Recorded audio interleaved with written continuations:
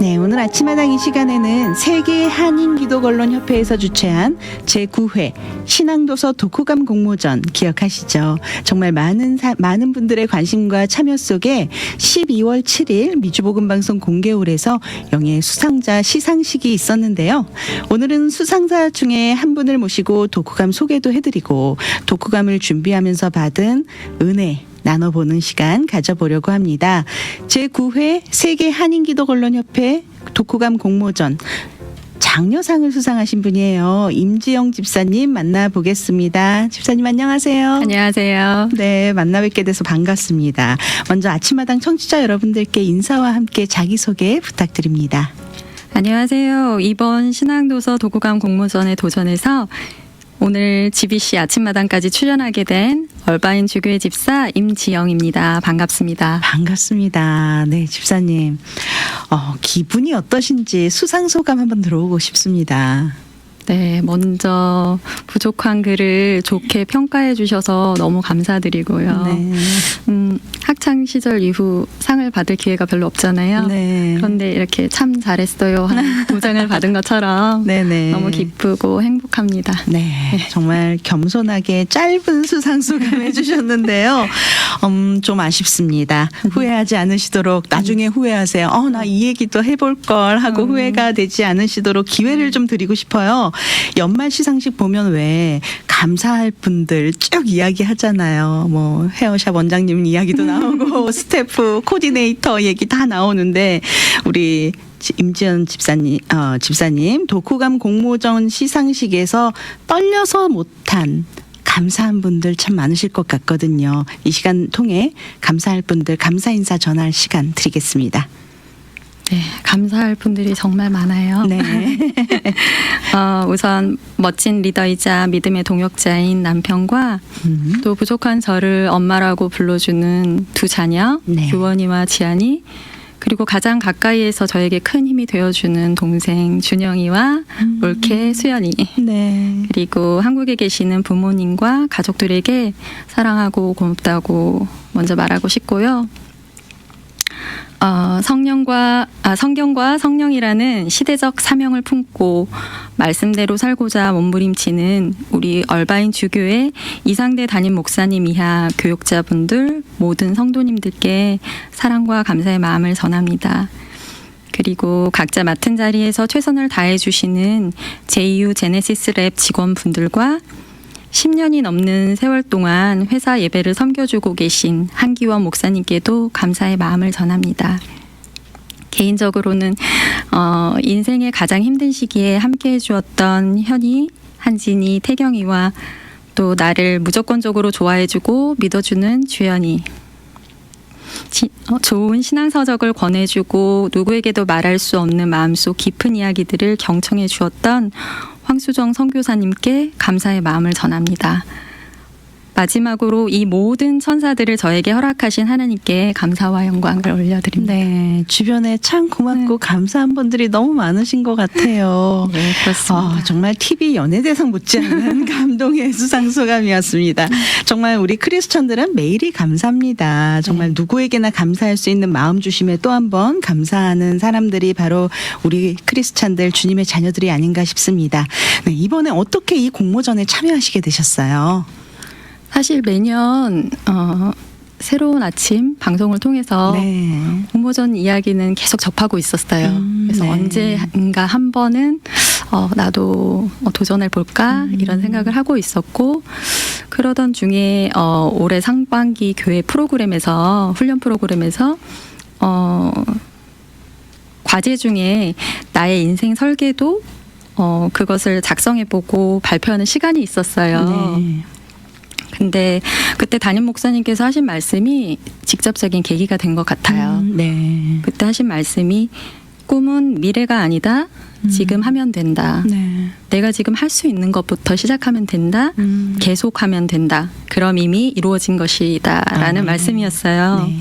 그때 하나님께서 제게 상기시켜 주셨던 약속의 말씀이, 하나님은 자기의 기쁘신 뜻을 위하여 너희로 소원을 두고 행하게 하신다는 빌립보서 2장 13절 말씀이었거든요. 네. 그래서 도전하게 되었습니다. 지금 좀 전에 새로운 아침 청취자라고 또 말씀을 해주셨어요.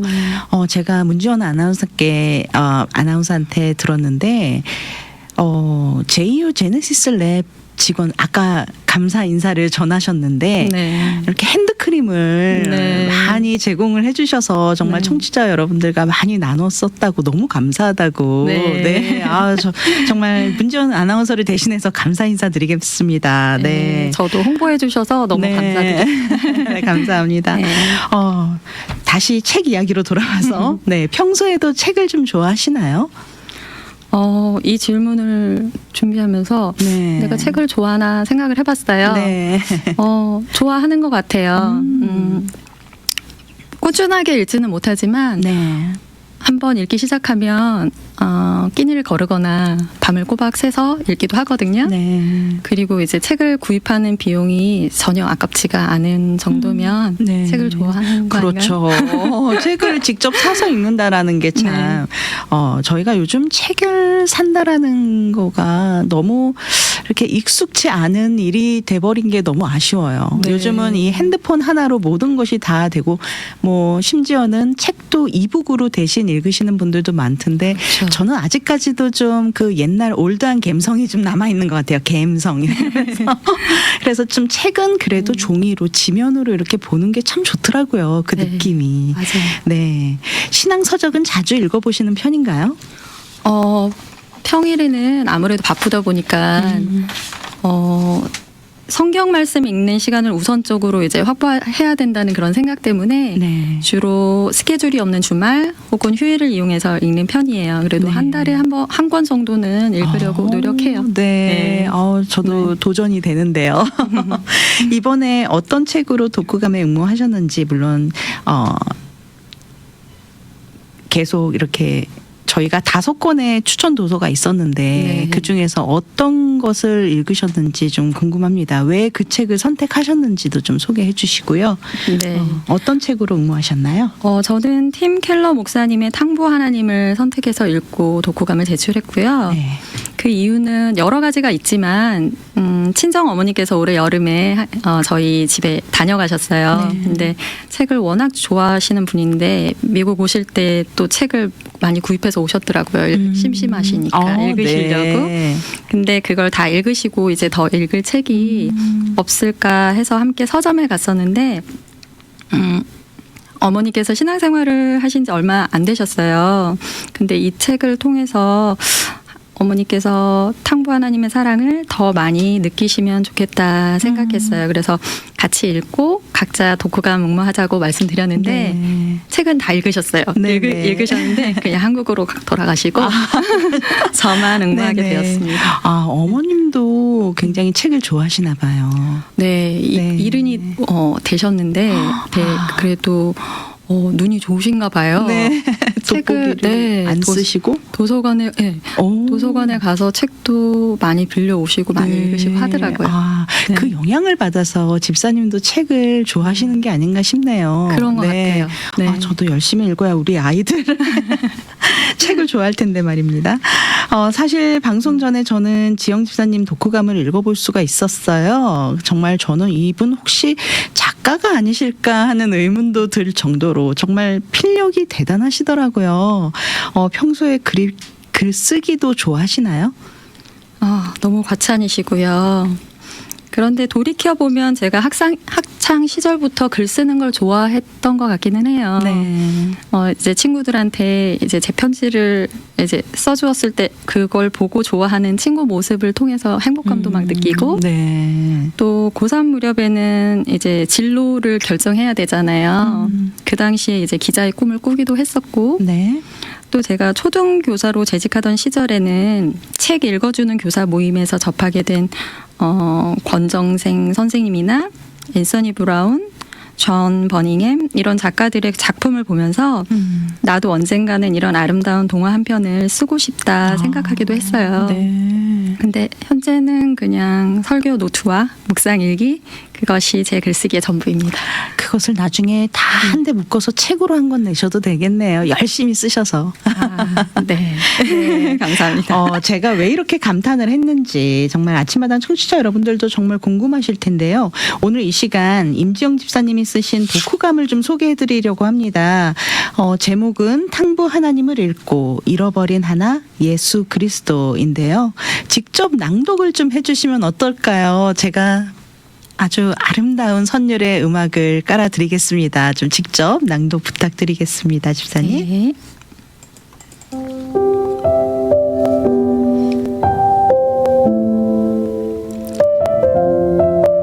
흔히들 하나님의 사랑은 측량할 수 없을 만큼 깊고도 넓다고 말한다.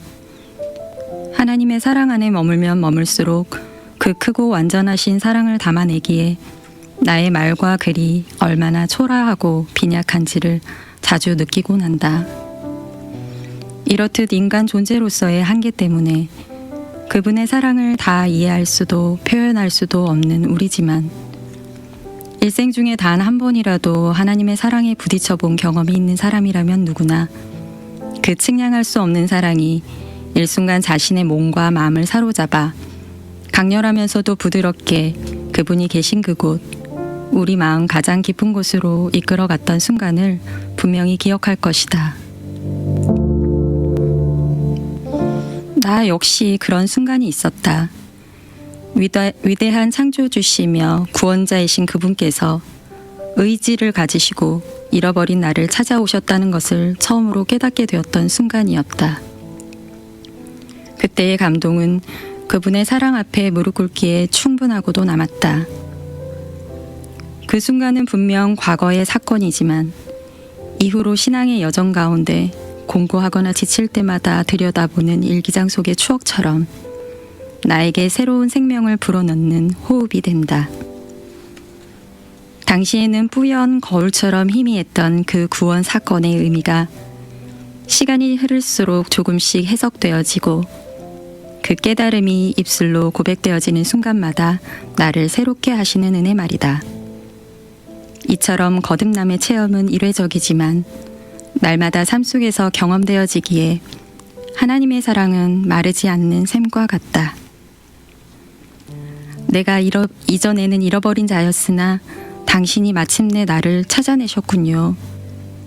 내가 무지와 이기심으로 당신이 내게 주신 모든 것을 허비하며 그것들이 마침내 바닥날 때까지 질주하는 모습을 보시며 참 많이도 안타까워 하셨을 테지요.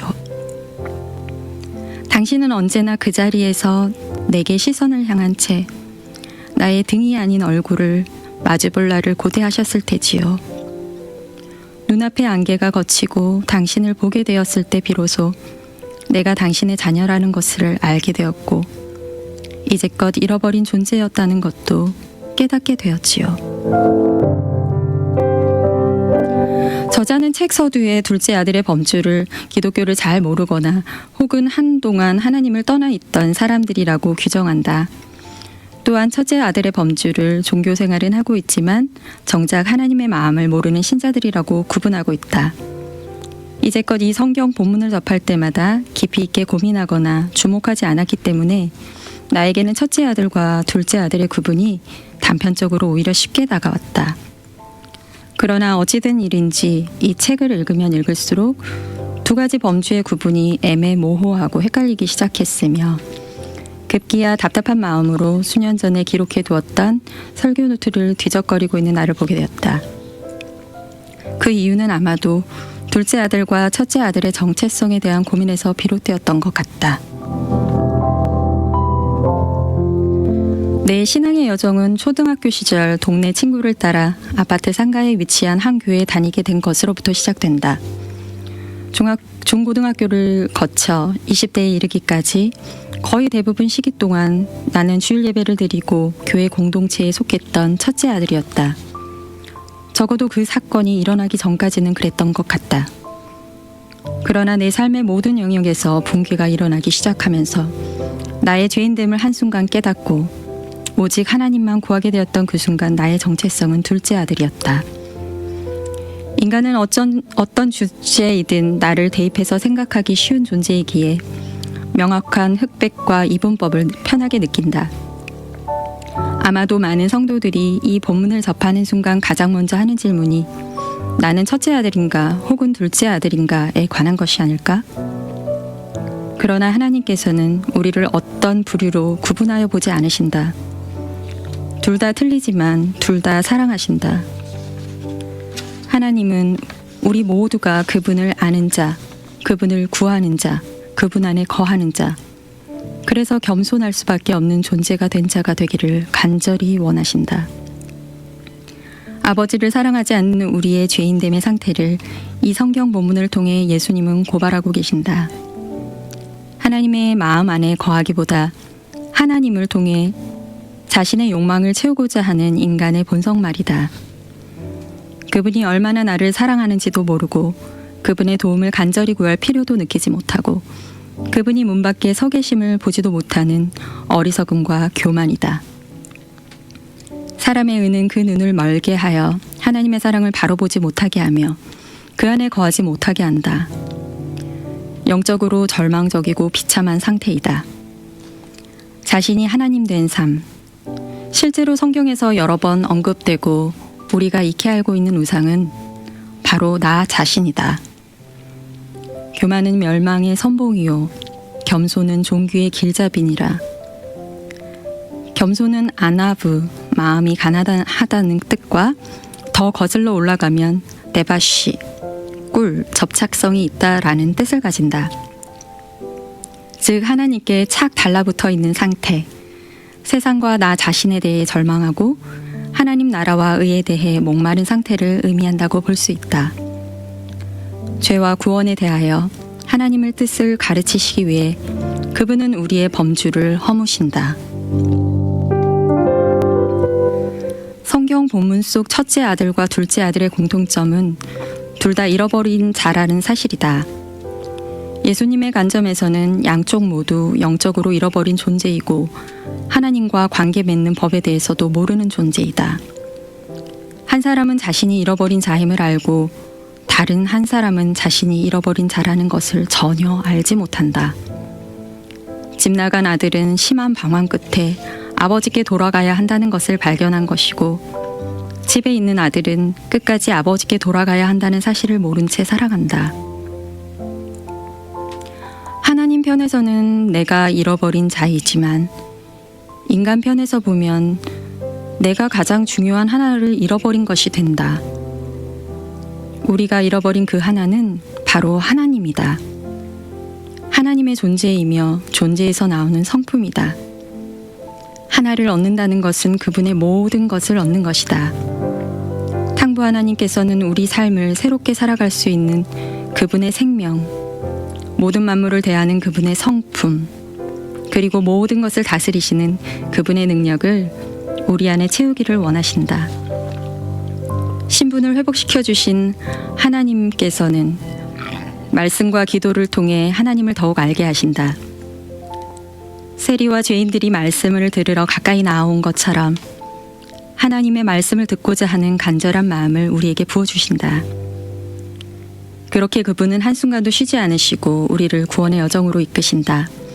죄와 구원, 죽음과 부활, 십자가의 도라는 추상 명사가 나의 감정과 생각을 허무시고 하나님의 생각으로 새롭게 세우신다는 구체적 동사로 바뀌기까지 그분은 우리에게 끊임없이 말씀하신다. 말씀과 환경과 사람을 통해서 예수 그리스도의 희생을 기억할 때 우리는 그분의 사랑에만 집중한 나머지 죄의 심각성을 놓치기 쉽다. 때문에 우리는 마냥 방종한 삶에 빠진 둘째 아들과 자신의 열심과 노력으로 구원을 이루려는 첫째 아들의 삶을 살아간다. 두 가지 시도 모두 하나님의 은혜를 값싼 것으로 만드는 것이다. 가지에 붙어있지 않고 스스로 열매 맺으려는 인간의 어리석고 오만한 시도이다. 하나님의 은혜 안에 거하는 것을 아무 일도 하지 않은 것이라 여겨 힘들어하는 성도들을 종종 본다. 무언가 눈에 보이는 일과 그 일을 하고 있는 자기 자신을 보지 못하면 아무런 일도 일어나지 않는다고 단정짓는다. 그러나 하나님의 일은 보이지 않는 곳, 즉 우리 마음 깊은 곳에서 이미 시작되었고 하나님의 경륜 가운데 그 모든 그분의 오래 참으심과 연단하심을 통해 완성해 가신다. 나는 한 번도 하나님을 먼저 찾은 적이 없다. 그분이 먼저 나를 찾아오셨다. 2008년 유난히도 힘겨웠던 내 인생 최대의 위기의 순간들을 이토록 덤덤히 이야기할 수 있는 것은 전적인 하나님의 은혜이다. 내 자신의 존재 가치를 성취와 행위에서 찾으려고 했던 20여 년간의 무수한 시도들이 처참히 깨어지는 순간이기도 했다.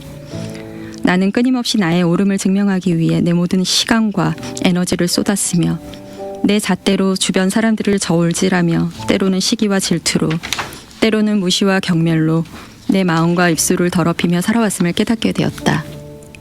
그래서일까? 자신의 감정과 생각에 빠져 삶을 냉소적으로 전투적으로 살아가는 사람들을 만나면 영과 영이 맞닿아 있음을 느낀다. 혹자는 이것을 거울 효과라고도 한다. 나에게는 그들이 영적인 굶주림에 허덕이고 있는 과부와 고아들이다. 우월감과 비교의식, 적대심은 우리 영혼을 망가뜨린다. 자신이 행한 선행이 칭찬이나 실제적 보상을 받지 못했을 때 느끼는 혼란과 분노는 불만족과 불행의 삶의 연속으로 이끈다.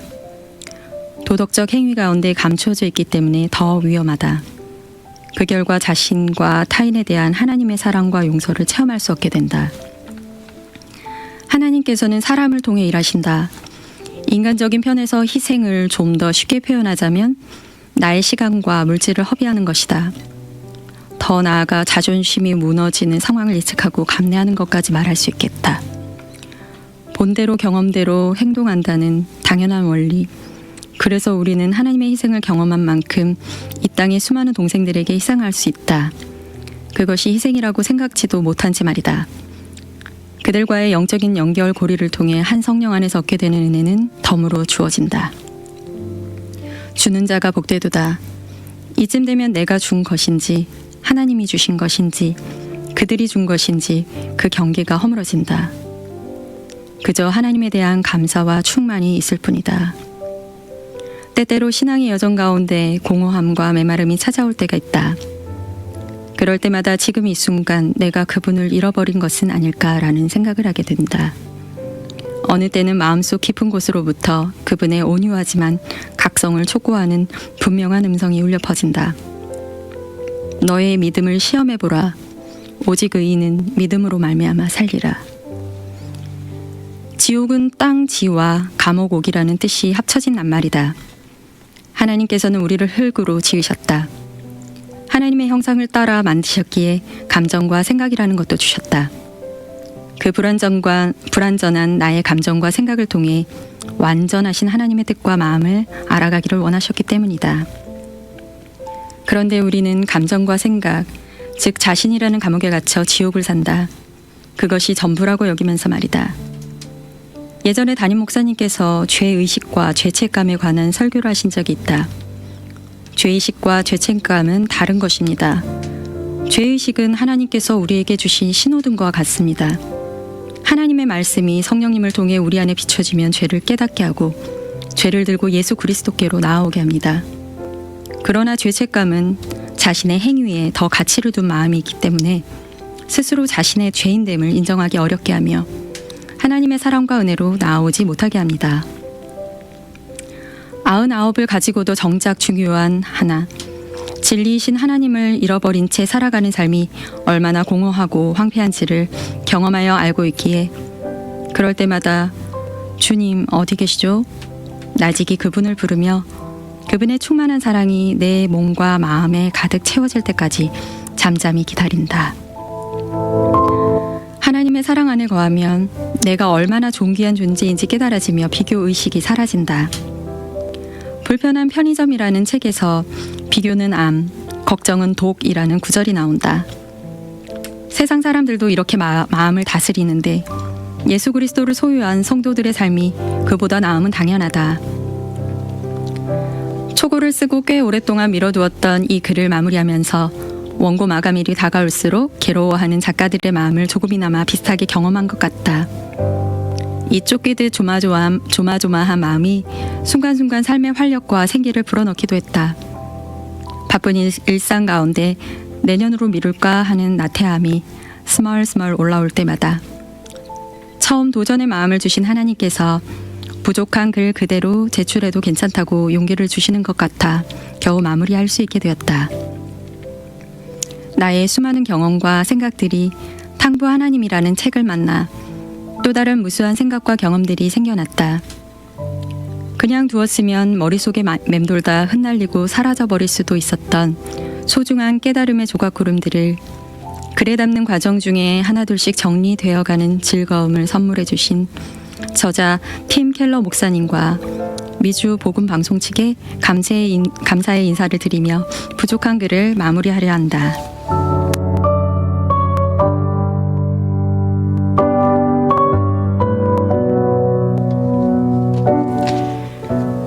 아침마당 청취자 여러분 어떠셨나요? 너무 감동이 되는 독후감 함께 나눴는데요. 아침마당 청취자 여러분들께 여러분들도 다음에 응모해 보시길 권하는 도전의 한 말씀 부탁드립니다. 집사님. 네. 신앙서적을 읽고 싶은데 자꾸 미루게 되는 분들에게는 네. 이 독후감 응모가 좋은 의미의 어떤 강제와 압박이 될 수 있을 것 같아요. 그리고 또 평소에 혼자만의 글쓰기를 해오신 분들에게는 나의 글이 타인에 의해 평가되는 것을 통해 확장과 소통의 귀한 경험이 될 것 같아요. 네. 지금 이 독후감 낭독을 해주셨는데 우리 아침마당 청취자 여러분들도 아마 들으시면서 나도 내년에는 한번 이렇게 한 권의 책을 선정을 해서 정말 깊이 한번 묵상해보고 함께 이 글에 대해서 좀 독후감을 쓰면서 나의 신앙도 한번 점검해 볼 수 있는 시간, 그런 시간 한번 가져보고 싶다라는 도전이 좀 되셨을 것 같아요. 네. 이번 공모전을 통해서 깨달음이 있었다면 짧게 한 말씀 부탁드립니다. 깨달음. 작은 성공이 또 다른 성공을 부른다는 말이 있잖아요. 네.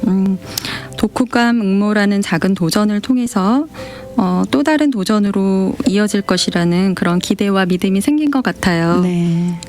먼 미래만 바라보다 어느새 꿈을 잊어버리는 삶이 아닌 지금 내가 할 수 있는 최소한의 것에 도전하며 매일 꿈을 실현하는 삶을 살아야겠다는 마음이 생겼어요. 네, 감사합니다.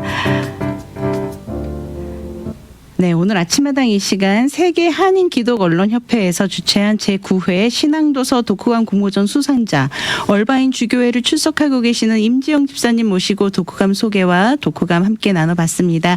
다시 한번 집사님 축하드리고요. 오늘 귀한 시간 함께 해주셔서 감사합니다. 감사합니다.